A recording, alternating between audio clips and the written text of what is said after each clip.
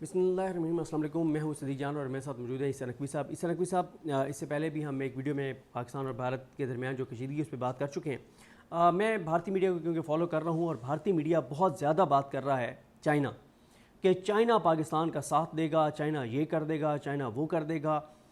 तो China factor इस सारे मामले में कितना इंपॉर्टेंट है और क्यों भारतीय मीडिया पे चाइना फैक्टर पर बहुत ज़्यादा बात हो रही है?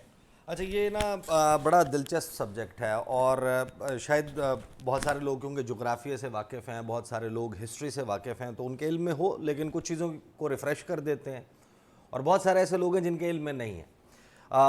तो मेरा ख़्याल है कि ये जो सवाल है ना, ये सवाल सबसे अहम है इंडियंस के लिए भी, पाकिस्तानियों के लिए भी, चाइना के लोगों के लिए भी, अमेरिका के लिए भी, रूस के लिए भी, पूरी दुनिया के लिए इस वक्त सबसे अहम सवाल ये है कि अगर पाकिस्तान और इंडिया के दरमियान एक लिमिटेड, फुल स्केल या कन्वेंशनल या दूसरी डोमेन की जंग शुरू होती है तो वो कौन सा नुक्ता होगा, वो कौन सा पॉइंट होगा जब चीन भी चाहते हुए या ना चाहते हुए इस जंग का हिस्सा बन जाएगा। इस सवाल को एड्रेस कर लें। पाकिस्तान और इंडिया का बॉर्डर लगभग 3200-3300 किलोमीटर है। सरक्रीक से शुरू होता है, वहाँ पर दूसरी जानिब गुजरात है, इस तरफ सिंध है। सरक्रीक ख़त्म होता है पाकिस्तान और इंडिया के दरमियान, सरक्रीक डिस्प्यूटेड बॉर्डर है। उसके बाद आता है सिंध। सिंध के इस तरफ राजस्थान है, पहले गुजरात है, गुजरात से ऊपर राजस्थान है, राजस्थान से ऊपर पंजाब है, फिर हमारे पास सिंध चल रहा है। इंटरनेशनल बॉर्डर आता है सियालकोट से, हमारे लिए सियालकोट से थोड़ा पहले तक, जिसको हम वर्किंग बाउंड्री कहते हैं, इंडिया उसको इंटरनेशनल बॉर्डर कहता है। उसके दूसरी जानिब ज़ाहिर का हमारा सिंध है, ऊपर पंजाब है, उनकी रियासत चलती है पहले गुजरात की, गुजरात के ऊपर राजस्थान, राजस्थान के ऊपर पंजाब, पंजाब के ऊपर जम्मू और कश्मीर। जम्मू और कश्मीर का वो एरिया जिसको आप कहते हैं वर्किंग बाउंड्री, इंडिया उसको कहता है इंटरनेशनल बॉर्डर। दूसरी तरफ है जम्मू और कश्मीर। फिर उसके बाद हमारी शुरू होती है लाइन ऑफ एक्चुअल कंट्रोल, जो पंजाब से मुड़कर हमारी तरफ कश्मीर शुरू हो जाता है, तो वहाँ से लाइन ऑफ कंट्रोल शुरू हो जाती है। फिर उसके बाद सियाचिन ग्लेशियर के करीब लगभग 110 किलोमीटर का एक पैच आता है जहाँ पर actual ground position of troops लगभग 110 किलोमीटर है और वो एक्साइचन पे जाकर कल्मिनेट करती है। सही। ये है बॉर्डर पाकिस्तान और इंडिया का। फिर जब इंडिया और चाइना के बॉर्डर की आप बात करते हैं तो उसमें एक तरफ एक्साइचन है, दूसरी तरफ ये कश्मीर का या सियाचिन का हिस्सा, और उसके बाद लद्दाख का रीजन है। फिर उसके बाद आता है हिमाचल प्रदेश, फिर उसके बाद आता है उत्तराखंड।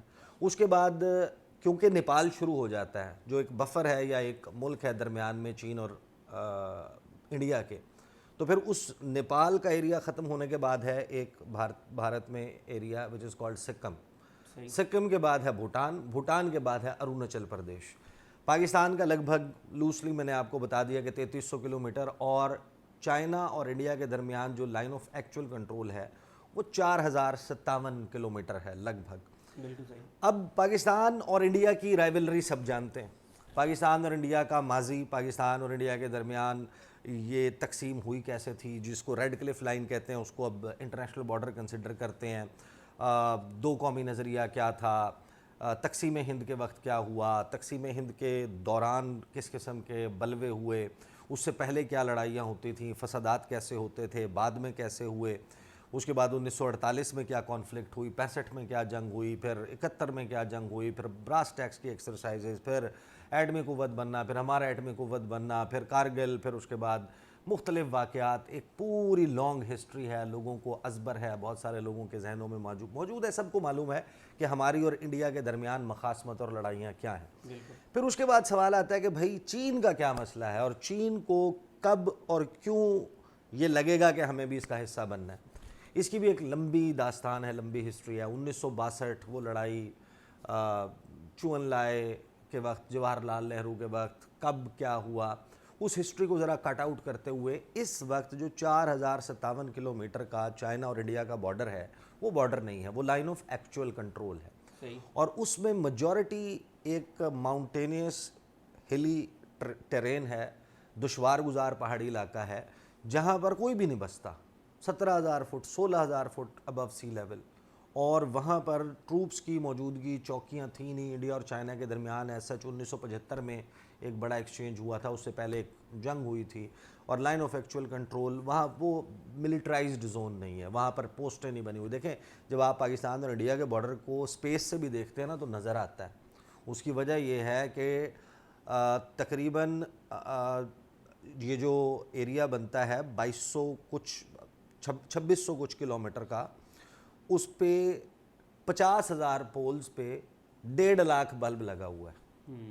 تو وہ سپیس سے نظر آتی ہے پاکستان اور انڈیا کی باؤنڈری، اور ون آف دا موسٹ جسے کہتے ہیں کہ dangerous borders in the world, جس کو کہا جاتا ہے، کنسیڈر کیا جاتا ہے خطرناک ترین سرحد پاکستان اور انڈیا کی ہے. لیکن جو چائنا کا معاملہ ہے، چائنا کا معاملہ، چائنا بہت سارے ایریاز ہیں جہاں پر چائنا کلیم کرتا ہے. چائنا کہتا ہے لداخ ہمارا ہے، انڈیا کہتا ہے نہیں ایکسائچن ہمارا ہے. چائنا کہتا ہے کہ اروناچل پردیش ہمارا ہے. اور اس کی پوری، جب میں آپ کے سامنے یہ جیوگرافی اس لیے میں سامنے رکھ رہا ہوں کہ جغرافیہ جب آپ سمجھ لیں گے تو پھر اس کی جو فالٹ لائنز ہیں وہ کتنی سیریس ہیں. لیکن چائنا اور انڈیا کی پھر انٹرڈیپینڈنس بھی بہت زیادہ ہے. بہت سارے لوگ کہتے ہیں کہ یار آپ کے ذہن میں کوئی خبط ہے، آپ خبتی ہو گئے یہاں پہ اس قسم کی بات کر رہے ہیں. میں آپ کو سمجھاتا ہوں.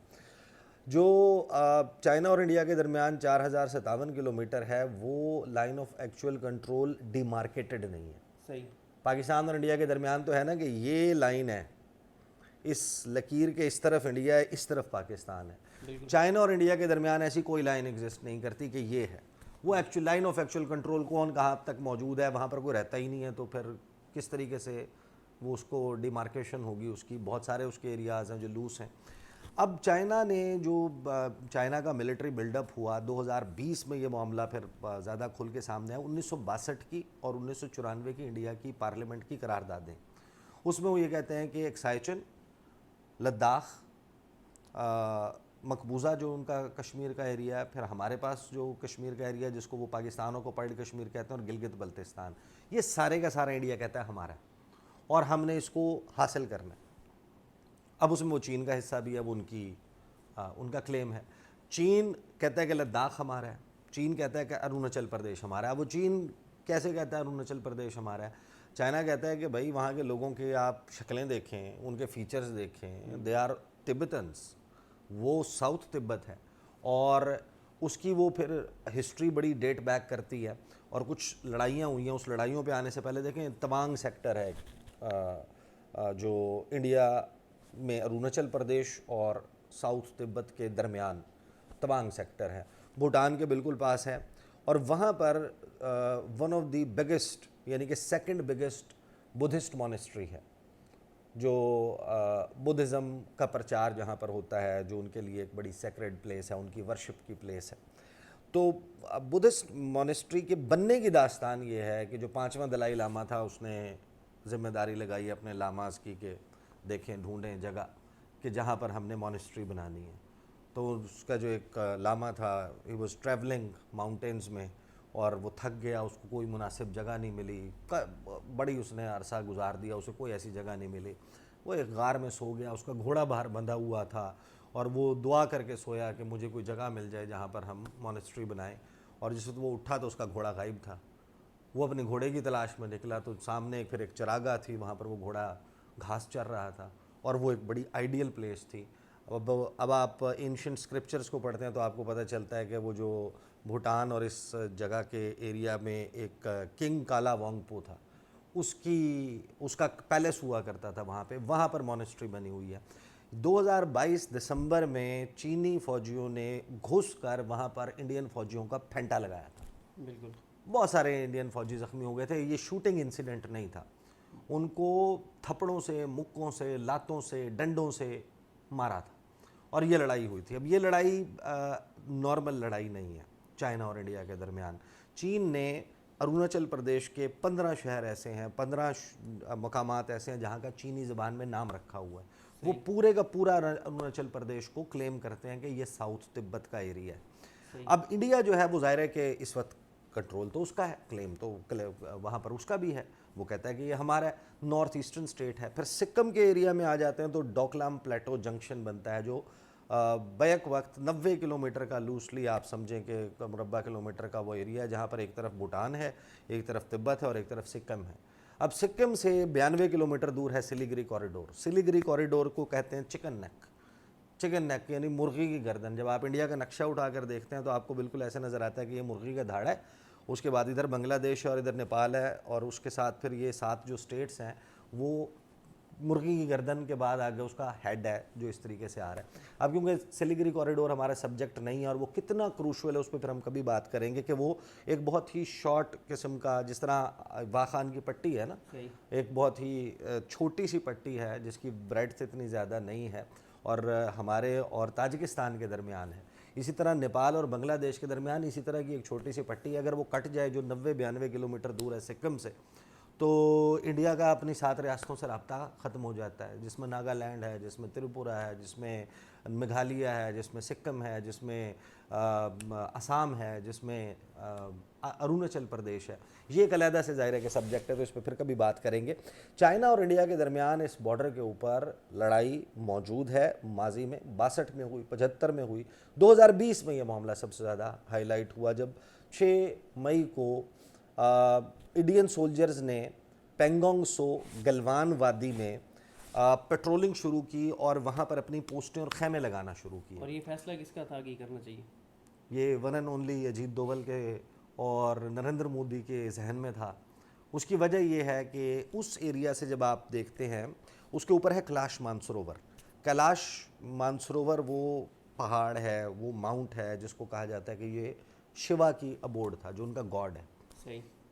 اور وہاں سے وہ جین ٹیمپل بھی ہے وہاں پہ، وہ جین مت کے پیروکاروں کے لیے بھی ایک ہولی پلیس ہے، مسلمانوں کے لیے بھی ہولی پلیس ہے، وہ بدھ مت کے پیروکاروں کے لیے بھی ایک مقدس جگہ ہے، وہ ہندوؤں کے لیے بھی، ہندوؤں میں جین والے جو ہیں ان کے لیے بھی۔ اور وہاں سے دریا نکلتے ہیں، وہاں سے سندھ نکلتا ہے، وہاں سے ستلج نکلتا ہے، وہاں سے گنگا کی سب سے مین ٹریبیوٹری کرنالی نکلتا ہے، وہاں سے یارلنگ زانگبو نکلتا ہے جو انڈیا میں آ کے برہما پترا بن جاتا ہے۔ اور تو یہ وہ ایریا ہے جہاں کی یاترا کے لیے بھی انڈینز جو ہیں وہ جاتے ہیں، اور وہ جس مقام سے جاتے ہیں وہ ایریا ہے جس کو نیپال کلیم کرتا ہے۔ نیپال لمپیا دھورا، لیپو لیک، کالا پانی اور وہی کرنالی سمیت 2 مزید دریا جو مین گنگا کی ٹریبیوٹریز ہیں، اور پھر 570 کلومیٹر نیپال میں ٹریول کرتے ہوئے ایونچولی گنگا میں گرتے ہیں جا کر۔ وہ ایریا ہے جس کو نیپال نے جب اپنا 50,000 مربع کلومیٹر جو انڈیا کے قبضے میں ہے اس کے لیے ایک نقشہ جاری کیا تھا، جو اپنا آفیشیل میپ جاری کیا تھا کے پی شرما اولی کے وقت میں، تو اس کے اوپر بھی بڑا تنازع کھڑا ہو گیا تھا، اور پھر راج ناتھ سنگھ نے وہاں سے ایک 90 کلومیٹر کی روڈ بنانے کا اعلان کیا تھا، اور اس کے اوپر پھر کام شروع ہو گیا تھا، اور ایک ظاہر ہے کہ ایک بڑی دشمنی اور مخاصمت چل رہی تھی۔ بہرحال 6 مئی کو جب یہ واقعہ شروع ہوا گلوان کی وادی میں، اس کے بعد اس کا بلڈ اپ ہونا شروع ہوا۔ چینیوں نے ان کو بڑا سمجھایا، وہی لائن آف ایکچوئل کنٹرول دیکھیں، چائنا اور انڈیا کی اس وقت تجارت جو ہے وہ $75 ارب سے اوپر تھی، دو طرفہ تجارت، اتنا بڑا ٹریڈنگ پارٹنر، اور اس میں بھی چائنا بہت کم دنیا کے ممالک ہیں جہاں پر اس کی ٹریڈ جو ہے اس کا ایک امبیلنس اس طرح کا موجود ہے جیسا ان کا انڈیا کے ساتھ۔ اور ایکسپورٹس اور امپورٹس میں فرق کیا ہے؟ اور اس کا جو پیک ہے نا، جو پیک جب گیا تھا، آپ اندازہ لگائیں، ایسی بھی خبریں ہم نے دیکھیں جب آئیں کہ جب یہ لڑائی بہت زیادہ بڑھ گئی تھی، مارا ماری ہو گئی تھی، خونم خون ہو گئے تھے فوجی، لاشیں گر گئی تھیں، اس وقت چین انڈیا کو بائیکاٹ چائنا کی شرٹیں بھی بیچ رہا تھا۔ تو یہ جو سارا مائنڈ سیٹ تھا جب گلوان کی وادی میں امپورٹ اور ایکسپورٹ کا ایگزیکٹ میں آپ کو فگر، کیونکہ وہ فلکچویٹ کیا ہی، میں آپ کو بتا رہا ہوں 20 ارب، پھر $120 ارب کو یہ کراس کر گیا ایونچولی اس لڑائی کے بعد، 1.5-2 سال کے بعد، جب انہوں نے ٹک ٹاک بین کر دیا، جب انہوں نے چائنا کی پروڈکٹس کے بائیکاٹ کا اعلان کر دیا، اس دوران ٹریڈ بڑھی، اور اس دوران چائنا نے رائس امپورٹ کرنا شروع کیا انڈیا سے، غالباً 50 لاکھ ٹن، 50 لاکھ یا 5 لاکھ ٹن، نہیں 5 million ton, which means 50 lakh ton, 50 lakh ton rice کا آرڈر پلیس کیا تھا، کیونکہ وہ لاؤس سے خریدتا تھا، کمبوڈیا سے، ملیشیا سے، بنگلہ دیش سے کچھ خریدتا بھی تھا، اور پھر बांग्लादेश की अपनी रिक्वायरमेंट भी बहुत ज़्यादा है। इंडिया को हैवी ऑर्डर प्लेस किए थे उन्होंने और वो अपनी बायलैटरल ट्रेड और ऊपर ले गए थे। तो वहाँ पर जिस वक्त ये सारी स्कर्मशेस शुरू हुई ना, तो सदीक वहाँ पर ना फिर 15 और 16 जून की जो दरमियानी रात थी, इंडिया को समाया जहन में कि हम बहुत जो है ना वो तेज़ होंगे। अच्छा, इंडिया क्यों कर रहा था ये? इंडिया को बैकिंग थी अमेरिका की और है अमेरिका की। इस पूरे रीजन में एक लिखी पढ़ी बात, हेनरी किसिंजर की किताबें पढ़ें आप, आर्टिकल्स पढ़ें, वेस्ट में रिसर्च आर्टिकल्स पढ़ें, बड़े बड़े आप एक्सपर्ट्स को सुने, वो ये कहते हैं कि ये सदी एशिया की सदी है और इसमें पावर सेंटर अमेरिका से, जो कि बड़ी दिहाइयों तक बिला शिरकत गैर इस पूरी दुनिया में एज सोल सुपर पावर हुक्मरानी करता रहा सोवियत यूनियन के टूटने के बाद से। अब ये दोबारा से एक यूनिपोलर वर्ल्ड जो बन गई थी अमेरिका की इजारादारी के साथ कि यक कुतबी दुनिया, एक ही मुल्क है वो सुपर पावर है, फिर अब ये मल्टीपोलर वर्ल्ड बन रही है और इसमें बहुत सारे जो हैं वो पावर सेंटर्स क्रिएट हो गए हैं। लेकिन जो सबसे बड़ा पावर सेंटर बन रहा है वो एशिया में है, सदी एशिया की है और उसमें चीन जो है वो लीड करेगा इस पोल को और सुपर पावर का स्टेटस जो है वो अमेरिका से छिन जाएगा। अब जाहिर है कि अपना स्टेटस कौन गंवाना चाहता है, तो उन्होंने इंडिया की बैकिंग शुरू की है। इस खित्ते में आबादी के एतबार से 1.5 अरब आबादी टक्कर की है। रकबे के लिहाज से चाइना से कम से कम 3 गुना छोटा है, लेकिन 32-33 लाख मुरब्बा किलोमीटर है, आबादी बहुत ज़्यादा है, रिसोर्सेज भी हैं, बहुत बड़ी जो है वो इकॉनमी भी है इंडिया। तो उन्होंने इंडिया के साथ लीमुआ, Bika, कमकासा, basic exchange and cooperation agreement, satellite real time imagery फराहम करना, उनको डिफेंस इक्विपमेंट फराहम करना, उन पर काटसा की पाबंदियाँ ना लगाना, उनको कंट्रीज़ ऑफ पर्टिकुलर कंसर्न के लिस्ट में ना डालना, उनको सिविल न्यूक्लियर टेक्नोलॉजी देना। भाई मराद की बारिश कर दी ना इंडिया के ऊपर। क्यों जी? कि ये हमारा वो पिट्ठू है जो इस रीजन में एंटी चाइना गेम्स, हमारी इंडो पैसिफिक स्ट्रेटजी, यहाँ पर चाइना को कंटेन करने के लिए, कर्टेल करने के लिए जो हमारा काम करेगा वो इंडिया करेगा। और इंडिया ने बेसिकली ल्योर किया चाइना को, लेकिन फेंटा पड़ गया। फिर चीन ने वहाँ पर जो 15 और 16 की दरमियानी रात हुआ, वहाँ पर 2020 में कर्नल संतोष बाबू, मेरा ख्याल है 14 बिहार रेजिमेंट का कर्नल, और साथ में उसके को 20 फौजी, उनको मारा और गोलियों से नहीं मारा, तशद्दुद करके मारा। 4 चीनी सोल्जर्स मारे गए उसमें। और फिर उसके बाद एक स्टैंड ऑफ शुरू हुआ।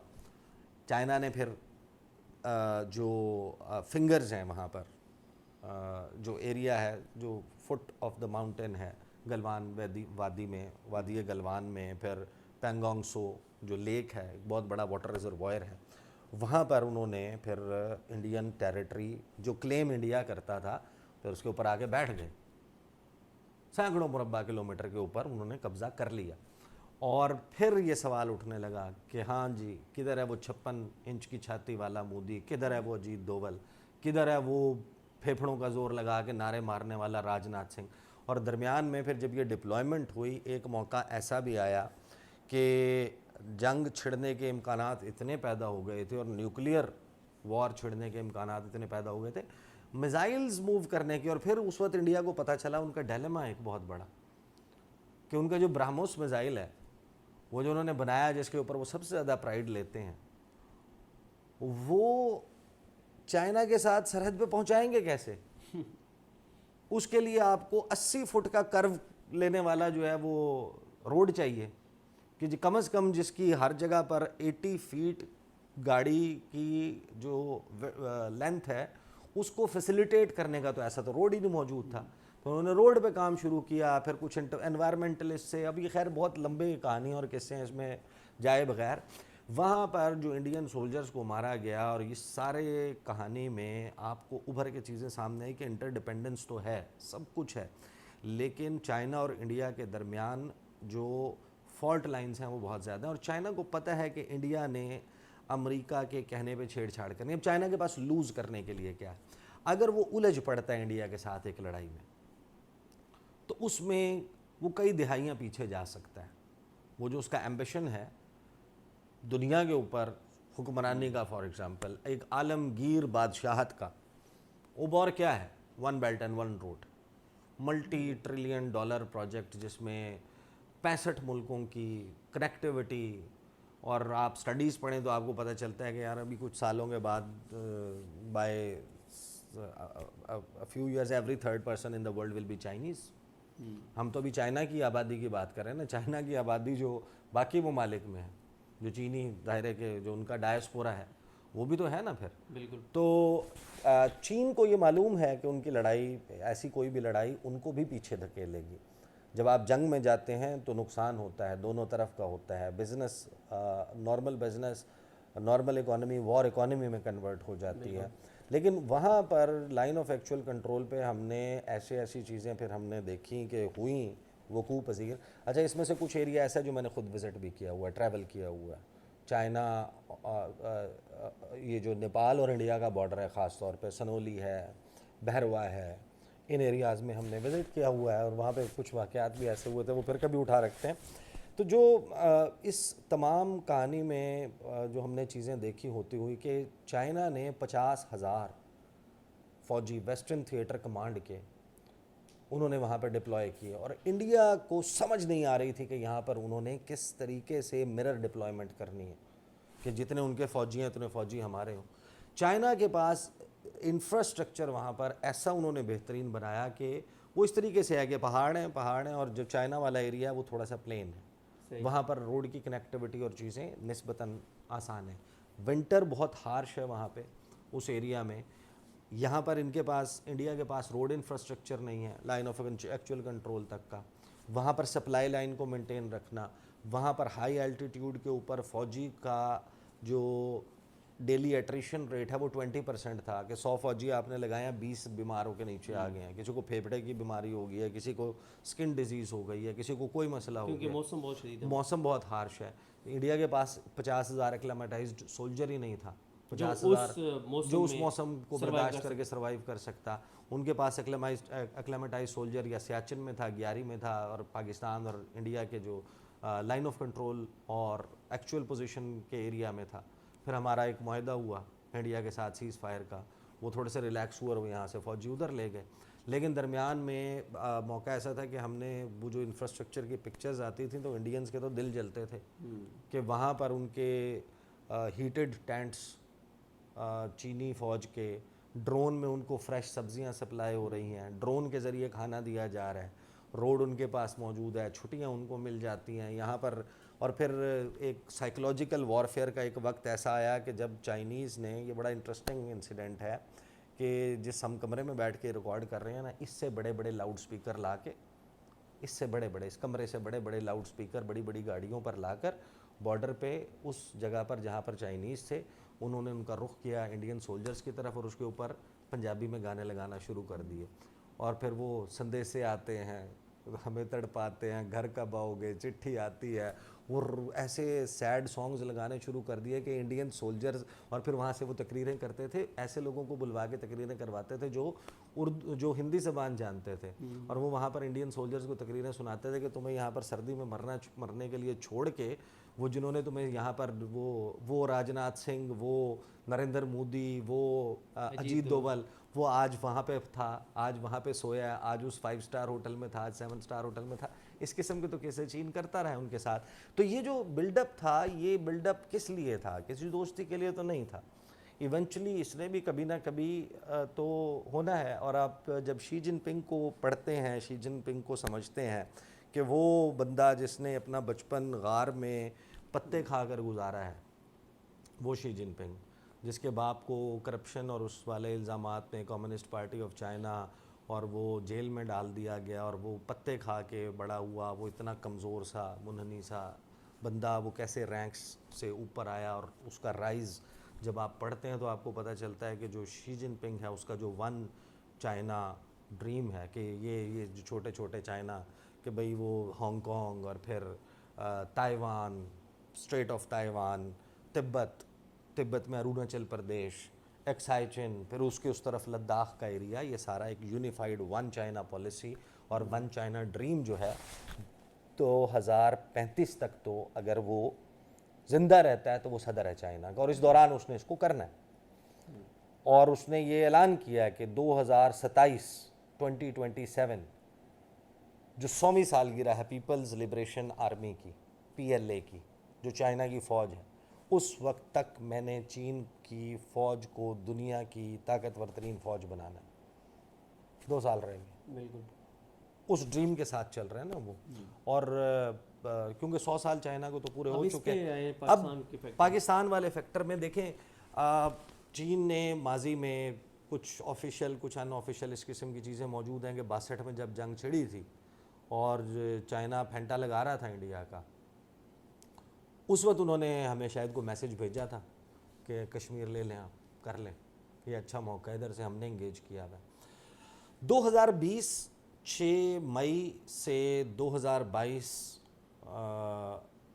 مارچ کی 8 تاریخ تک اجیت دوول، جے شنکر یعنی ان کا قومی سلامتی کا مشیر، ان کا وزیر خارجہ، ان کا وزیر دفاع راجناتھ سنگھ، ان کا وزیر داخلہ امت شاہ، ان کا آرمی چیف منوج مکند نروانے، ان کا chief of defence staff Bipin Rawat جو ہیلی کاپٹر حادثے میں مر گیا تھا، پھر جو ان کے ایئر چیف RKS بھدوریا، پھر بعد میں بیبک رام چودھری.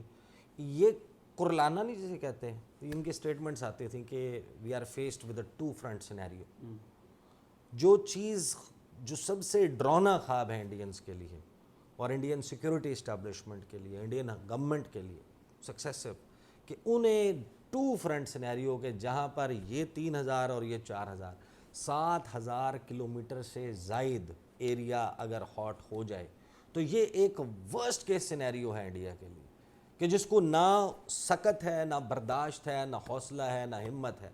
اگر وہ پاکستان کے ساتھ اگر اس معاملے پہ دیکھیں، یہ ظاہر ہے کہ اب یہ ڈیفینیٹ چیز نہیں ہے، یہ گرے ایریا میں رہتی ہے، بلیک اینڈ وائٹ نہیں ہے.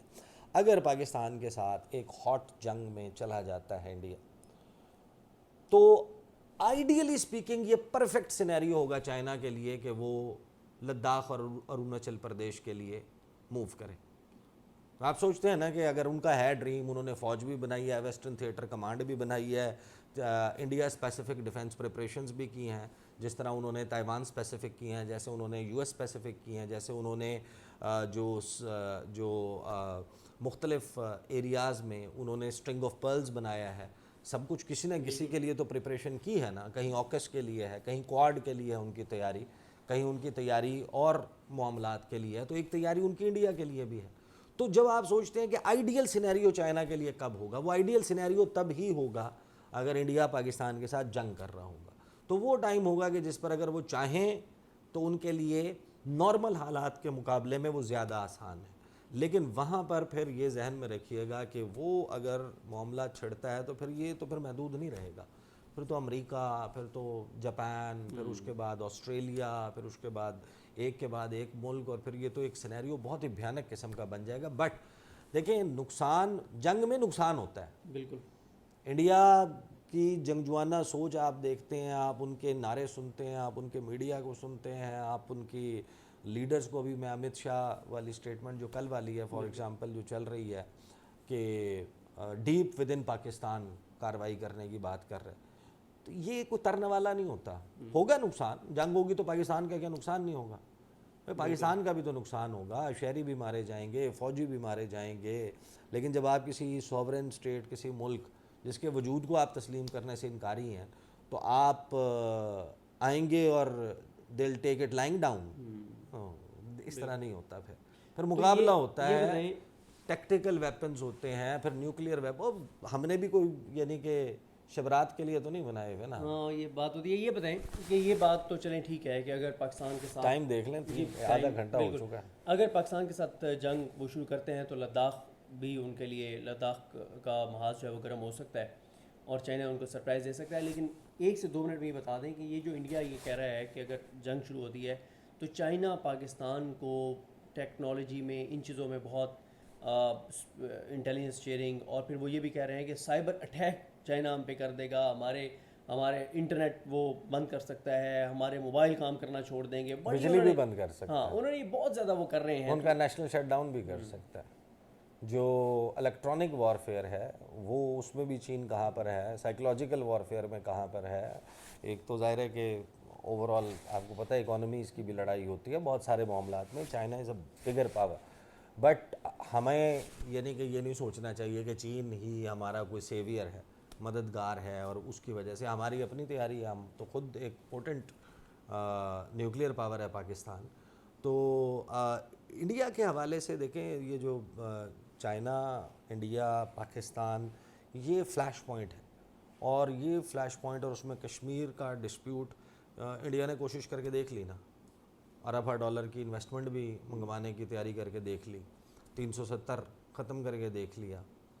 پہلگام انسیڈنٹ اور اس کے آفٹر میتھ میں جو کچھ ہوا ہے, یہ پوری دنیا کو ایک وارننگ ہے, یہ پوری دنیا کے لیے ایک الارم ہے کہ یہ ایک مسئلہ ہے جس کا حل جو ہے وہ ضروری ہے. تو جب جنگیں ہوتی ہیں پھر نقصان ہوتے ہیں, پھر نقصان ایک طرف نہیں ہوتے, پھر وہ ہر طرف ہوتے ہیں. جو 1.5 کروڑ آبادی کا ملک ہے, 1.5 ارب آبادی کا ملک ہے انڈیا, جس کی اکانومی کو 600-700 ارب ڈالر کا جو ان کا صرف فارن ریزروز ہیں, ان کی فوجیوں کی تعداد, ان کے ٹینکوں کی تعداد, وہ تعداد تو زیادہ ہوگی لیکن تعداد تھوڑی میٹر کرتی ہے. صرف مشین بھی میٹر کرتی ہے, مشین کے پیچھے جو دا مین بیہائنڈ مشین وہ بھی میٹر کرتا ہے. گن اٹھائی بھی کس نے, یہ بھی تو تلوار تو ہوتی ہے, تلوار چلانے والا کون ہے. صحیح بات ہے. تو یہ ذہن میں رکھیں کہ وہ لڑائی, پھر لڑائی میں بہت ساری چیزیں انڈین اچھی ریجمنٹ ہے جو گورکھا ریجمنٹ ہے جو نیپال سے یہ ہائر کرتے ہیں, جو ان کی فائر اینڈ فیوری 14 کور ہے, وہ بھی تھوڑی سی کیا کہتے ہیں ہے. باقی انڈین سولجرز ان کے بارے میں جس قسم کی چیزیں, وہ دال والا ایک بڑا مشہور ہے, وہ آ جاتا ہے. تو ایسی بہت سی چیزیں ہیں. البتہ چائنا انڈیا کے لیے بہت بڑا تھریٹ ہے, اور آئیڈیل ٹائم اگر آپ کو کوئی سمجھ آتا ہے تو وہی آئیڈیل ٹائم ہے کہ آپ آئیں, انڈیا آئے, اپنی مغربی سرحد پہ پاکستان کے ساتھ لڑائی شروع کرے. اس کا دائرہ پھیلے گا. وہ اگر چائنا نے کرنا ہے تو اس کے لیے آئیڈیل ٹائم وہی ہے کہ اسی وقت کرے. بالکل ٹھیک ہے. اور اس پہ اس طرح کی سب بات بھی ہو رہی ہے, جس طرح سے میں نے عرض کیا کہ انڈین میڈیا کے اوپر بہت زیادہ بات ہو رہی ہے, China factor, China factor, China factor. اور آپ نے بڑے اچھے طریقے سے بتایا کہ اگر پاکستان کے ساتھ محاذ گرم ہوتا ہے تو ایک سرپرائز مل سکتا ہے لداخ کے محاذ کے اوپر انڈیا کو. تو بہرحال جی دیکھتے ہیں اب صورتحال کس طرف جاتی ہے. اس طرح کی صاحب نے اس ویڈیو میں ڈیوریشن طویل ہو گیا, لیکن ظاہر ہے جس طرح سے تاریخ بیان کی, پہلی مرتبہ بہت سی چیزیں سننے کو ملی. ہمیں اپنی دعاؤں میں یاد رکھیں. لگنی محمد صاحب کا حامی ناصر. اللہ حافظ.